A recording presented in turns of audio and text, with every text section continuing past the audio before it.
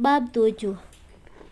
Tiba-tiba Hesti muncul. Ia sudah mengeluarkan motornya, Honda Scoopy yang ia beli dari hasil bekerja.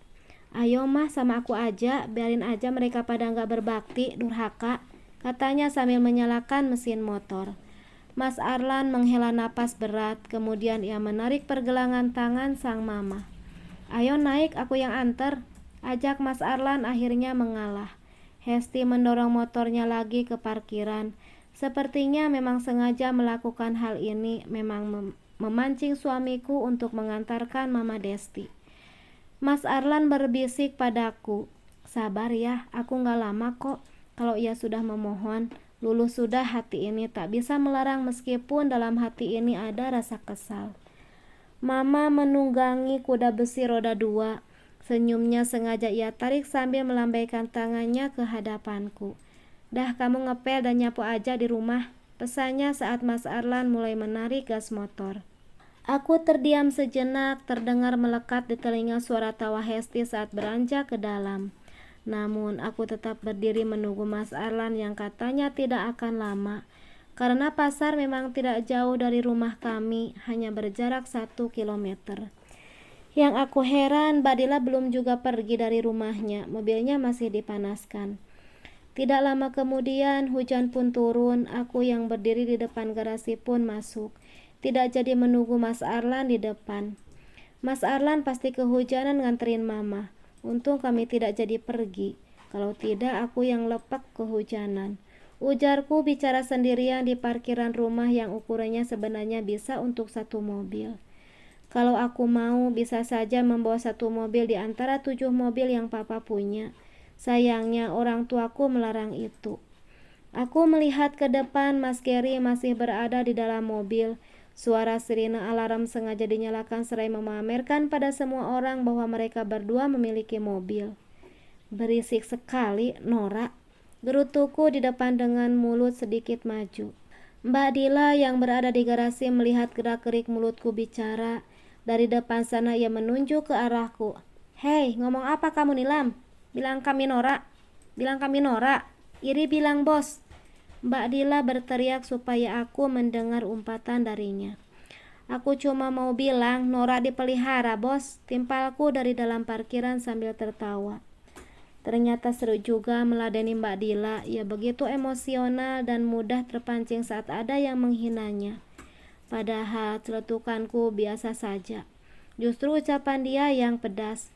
Untung hujan, kalau nggak hujan udah aku siram pakai air comberan. Mulut adik ipar kok kayak nggak pernah sekolah. Hardiknya lagi membuatku semakin sulit untuk tidak tertawa. Kali ini aku tertawa hingga menutup mulut. Hadeh, susah emang nimpalin ocehan orang susah yang baru ngerasain kaya raya. Mulutnya kayak sampah. Timpalku sekali lagi. Suara hentakan kaki terdengar dari arah belakangku. Tiba-tiba Hesti keluar lagi menghampiriku.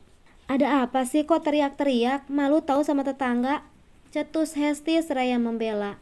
"Sudahlah, aku masuk dulu. Hati-hati sampah masuk ya. Ada sampah yang bisa bicara, pasti bisa jalan juga dong," sindirku sambil beranjak masuk ke dalam. Sebab sudah enggan meladeni Mbak Dila. Tidak ku dengar lagi mobilnya Mbak Dila di depan. Hesti pun sudah masuk ke kamarnya. Aku tetap menunggu Mas Arlan yang sedang mengantarkan Mama Desti ke pasar. Ia menepati janji pergi hanya sebentar, tidak sampai setengah jam mereka sudah kembali. Baju Mas Arlan lepek kehujanan. Ia berganti pakaian lebih dulu barulah kami berangkat ke rumah orang tuaku. "Yuk, sekarang kita pergi," ajak Mas Arlan. Mama muncul lagi dari dalam bersama Hesti menghampiri kami. "Kalian itu mau kemana sih? Penting amat ya sampai becek ini harus pergi." Mama mulai menghasut Mas Arlan lagi. Suamiku celingukan keluar rumah, kemudian merapikan rambutnya lagi yang basah. "Sudah berhenti kok hujannya, becek doang mah biasa. Kami mau ke..." Mata Mas Arlan berputar. Ia menatapku meminta persetujuan untuk bilang pada mamanya. Namun aku hanya terdiam tak membiarkan isyarat apapun. "Mau kemana Arlan?" tanya Mama Desti kedua kalinya. "Mau jalan-jalan aja mah, kasihan Nilam gak pernah aku ajak pergi jalan." Jawab Mas Arlan menutupi bahwa kami mau ke rumahku. Ya eyalah, manja banget sih, lagian belum punya mobil juga.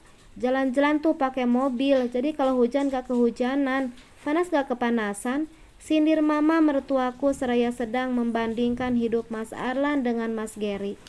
Mas Arlan tidak peduli dengan celaan sang mama. Ia tetap meraih punggung tangannya lalu mengecup dan berpamitan. Aku memakai helm yang sudah dipersiapkan. Walaupun becek, aku sangat bahagia. Inilah yang suamiku punya.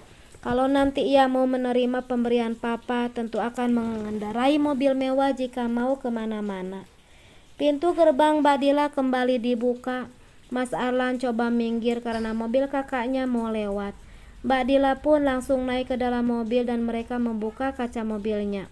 Tutup gerbang dong, becek kalau mbak turun baju mbak kena cipratan kubangan air, suruhnya dengan jari telunjuk, tanpa menggunakan kata minta tolong pula. Kemudian mereka berlalu pergi tanpa mendengarkan jawaban kami, mau atau tidak menutup gerbangnya. Aku yang sudah duduk di atas motor rasanya enggan sekali menutupnya. Aku tutup gerbang dulu mas, ucapku sambil menurunkan kaki. Namun tangan Mas Arlan mencekalnya. Kamu di motor aja biar aku yang tutup. Kamu capek dari tadi sudah disuruh nunggu. Sekarang harus turun dari motor untuk nutup gerbang, kata Mas Arlan membuatku tersenyum. Menggemaskan sekali sikapnya, selalu memperlakukan aku seperti ratu. Setelah Mas Arlan menutup pagarnya, ia kembali ke motor. Kami langsung berangkat ke rumah papa. Posisi aku di belakang memeluknya dengan dagu menyanggah di bahu suami. Sebenarnya inilah enaknya naik motor, apalagi kami belum memiliki momongan. Rasanya dunia milik berdua. Tanganku berada di pinggang melingkari perutnya. Terkadang saat lampu merah jari jemari Mas Arlan mengelus lembut tangan ini. Tidak ada yang patut aku keluhkan. Ipar dan mertuaku hanyalah kerikil yang mengganggu hubungan kami berdua. Mas Arlan tipe laki-laki yang tidak mau membicarakan orang lain. Jadi di sepanjang jalan tidak ada pembahasan perlakuan iparku tadi. Ia menerimanya dengan amat ikhlas. Mungkin di dunia ini sangat langka suami seperti ini. Tapi aku mendapatkannya dari laki-laki yang bernama Arlan. Kok jauh rumah papa kamu sayang? Pantas saja mereka gak pernah main ke rumah semenjak kita menikah, ucap Mas Arlan. Padahal bukan jauh, tapi aku sengaja memutar jalan supaya lama di jalan berpelukan dengannya.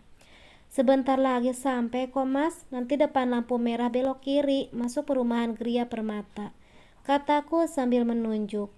Mas Arlan sedikit menoleh, ia terkejut dengan apa yang aku lontarkan. Perumahan Gria Permata, itu kan perumahan para pengusaha besar. Mas Arlan mulai mempertanyakan, padahal ini baru masuk lingkup perumahan. Belum lihat rumah yang aku tunjuk nanti. Rumah terbesar di kompleks yang aku sebutkan. Sebab kami membeli 2 rumah dan direnovasi menjadi 1. Katanya mau tahu rumah papa, ya udah ikutin aja. Suruhku masih mendekapnya dari belakang. Melewati pos pun satpam menundukkan kepalanya saat bertemu kami berdua. Terutama aku, mereka jelas kenal. Kok aku deg-degan gini ya, berasa naik roller coaster, kata Mas Arlan. Ku pegang dadanya, memang denyutan jantung Mas Arlan sangat cepat sekali. Itu artinya suamiku tegang. Berhenti mas, ini rumahku, ucapku sambil menepuk pundaknya dan menunjuk rumah lantai 2 yang lebarnya mbak istana. Mas Arlan sontak melepaskan helmnya dan menoleh ke arahku dengan sempurna. Jangan bercanda Nilam, celetuk Mas Arlan dengan muka datar.